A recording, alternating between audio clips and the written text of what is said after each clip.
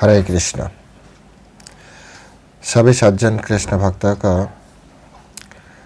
हमारा इस श्रीमद् भागवत क्लास में स्वागत है।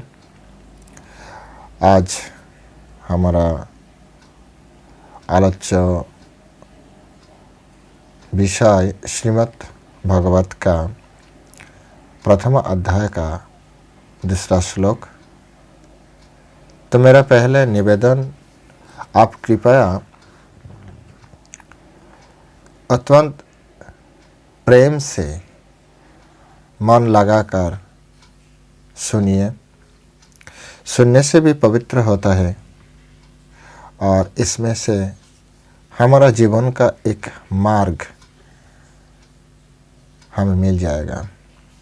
तो चलिए शुरू करते हैं। नमो अं विष्णुपादाय कृष्ण पृष्ठाय भूतले श्रीमती भक्तिवेदांत स्वामिनिति नामिने नमस्ते सरस्वती देवी गौरवाणी प्रचारिणे निर्विशेष शून्यवादी पाश्चात्य देशतारिणे वाञ्छा कल्पतरुर्भश्च कृपा सिन्धुभ्येव च पतितानां पावनेभ्यो वैष्णवेभ्यो नमो नमः। जय अनंत कोटि वैष्णव वृंद की जय, श्रील प्रभुपाद की जय। श्रीमद् भगवद गीता सुनने वाला सभी सज्जन अनुरागी कृष्ण भक्तों की जय। निताई गौर सीतानाथ प्रीति परमानंदे हरि बोल। हरे कृष्ण। ओम नमो भगवते वासुदेवाय। ओम नमो भगवते वासुदेवाय। ओम नमो भगवते वासुदेवाय। श्रीमद् भगवद गीता प्रथम अध्याय विषाद योग श्लोक नंबर 2। संजय उवाच दृष्टा तु पाण्डवानीकं बूढं दुर्योधनस्तदा आचार्यम् उपसंगम्य राजा वचनम् अब्रवीत्। दृष्टा तु पाण्डवानीकं बूढं दुर्योधनस्तदा आचार्यम् उपसंगम्य राजा वचनम् अब्रवीत्। हरे कृष्ण। अभी हम लोग इस संस्कृत श्लोक का श्रील प्रभुपाद के द्वारा जो अनुवाद है वो पहले ध्यान से सुनेंगे। बाद में श्रील प्रभुपाद इस श्लोक के ऊपर जो तात्पर्य किया वो तात्पर्य को हम हमारा जीवन में कैसे वहाँ से ज्ञान ले सकते हम देखेंगे। तो चलिए अनुवाद हम पहले सुनने का प्रयास हम श्रद्धा से प्रयास करना चाहिए। तो अनुवाद। संजय ने कहा, हे राजन, पांडुपुत्रों द्वारा सेना को वह रचना देखकर राजा दुर्योधन अपने गुरु के पास गया और उसने ये शब्दों कहे। फिर से मैं और एक बार पढ़ रहा हूँ। हे राजन, पांडुपुत्रों के द्वारा सेना की व्यूह रचना देखकर राजा दुर्योधन अपने गुरु के पास गया और उसने ये शब्द कहे।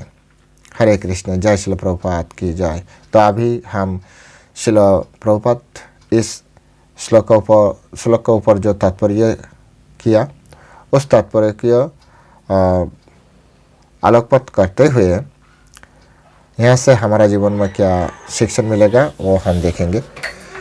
तो पहले तो एक बात जो यहाँ पर संजय उवाच, संजय क्यों संजय उवाच है? संजय उवाच इसलिए है जो कौरव का जो राजा थे धृतराष्ट्र वो जन्मों से अंध थे, जन्मंत थे। तो इसीलिए वो खुद कुरुक्षेत्र का युद्ध में अंशग्रहण नहीं किया।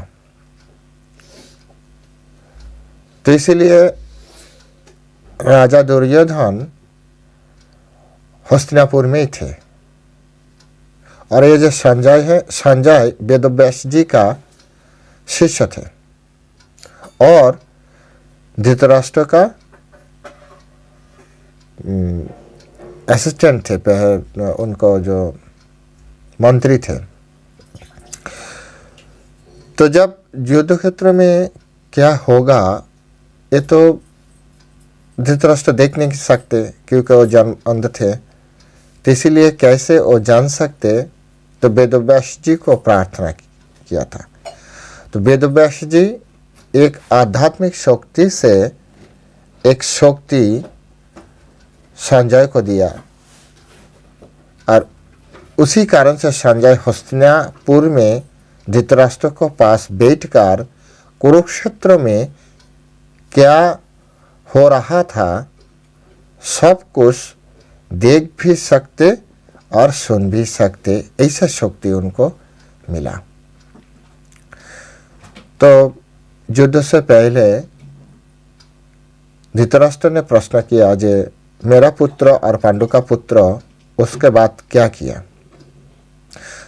तो वो जो बात है तो पहला दिन आप श्रवण किया, तो दूसरे दिन हाँ आज तो संजय ने उस प्रश्न का उत्तर में कहा जे हे राजन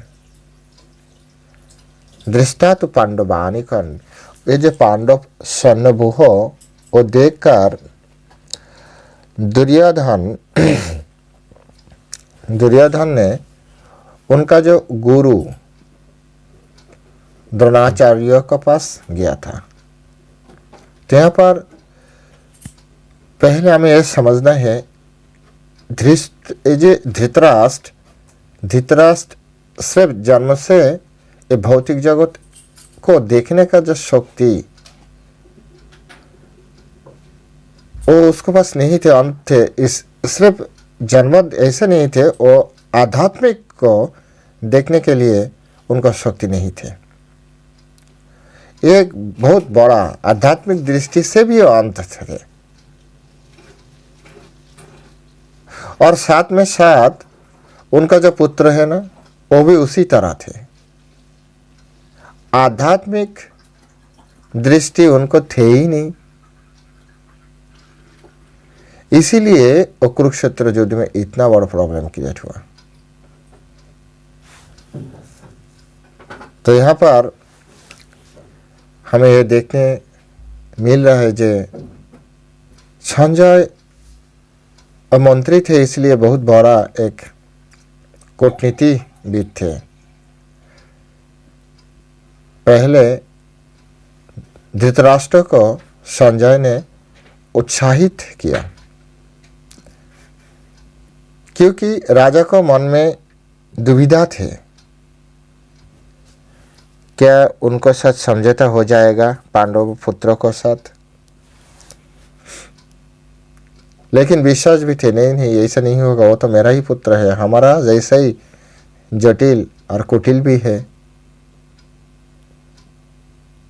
तो अभी प्रश्न किया, तो इसीलिए संजय तुरंत उनको मनोभाव जो मन का भाव है ना वो समझ गया और समझने के बाद राजा को पहले आश्वस्त किया, नहीं राजन ऐसा कुछ तो वहाँ पर हो रहा है, अब चिंता मत कीजिए।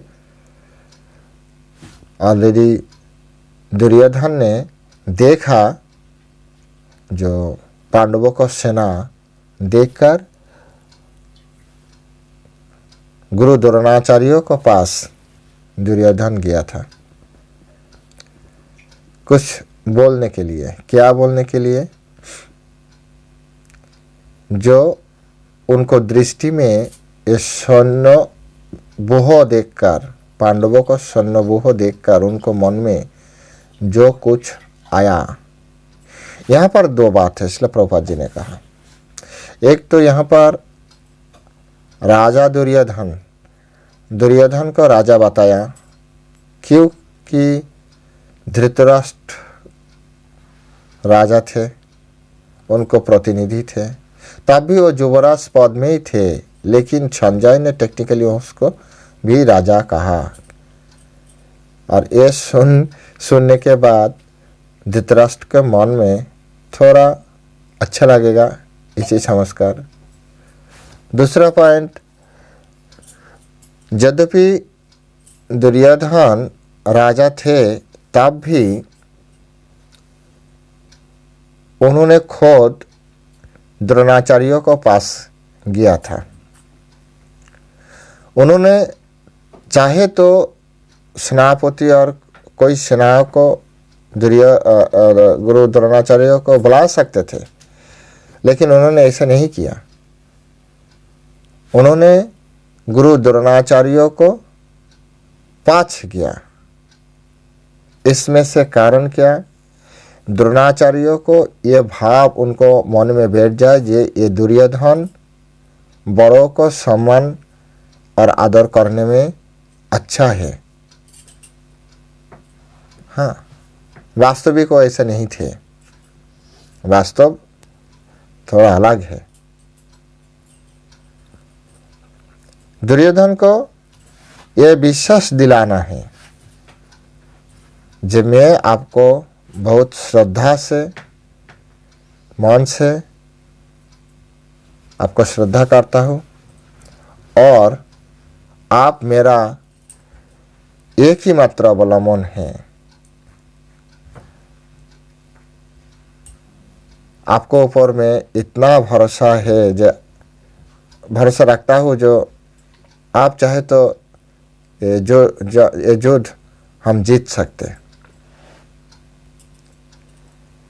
तो इसी तरह दुर्योधन बहुत राजनैतिक, कूटनैतिक जो व्यवहार